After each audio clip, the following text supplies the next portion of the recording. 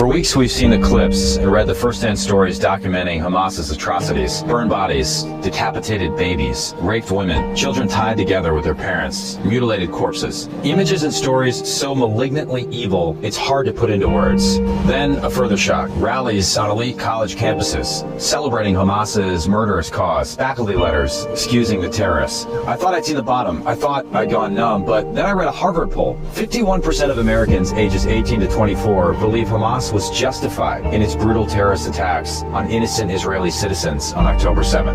How do we reach a point where a majority of young Americans hold such a morally bankrupt view of the world? Where many young Americans were rooting for terrorists who had kidnapped American citizens and against a key American ally, our closest ally in the Middle East. Where were they getting the raw news to inform this upside-down view of the world? The short answer is, increasingly, via TikTok. TikTok is not just an app teenagers use to make viral dance videos. A growing number of Americans rely on TikTok for their news. Today, TikTok is the top search engine for more than half of Gen Z, and it's controlled by America's foremost adversary, the Chinese Communist Party. TikTok's parent company, ByteDance, is Chinese, and in China there is no such thing as a private company. We know for a fact that the CCP uses TikTok to push its propaganda and censor views that diverge from the party line. Reports have confirmed that TikTok spied on journalists who wrote negative stories about TikTok. Via TikTok, Chinese state media pushed divisive information about U.S. politicians ahead of midterm elections. Numerous reports have found TikTok censoring and suppressing content about Xinjiang, Tibet, Tiananmen Square, and other issues sensitive to the CCP. TikTok has also suppressed content about LGBT issues and even temporarily blocked a teenage American Muslim activist who criticized the CCP's treatment of Uyghur Muslims. If you doubt that the CCP would introduce anti-Semitic or anti-Western bias into apps under its de facto control, consider that on October 31st, the Wall Street Journal reported that Chinese web platforms Baidu and Alibaba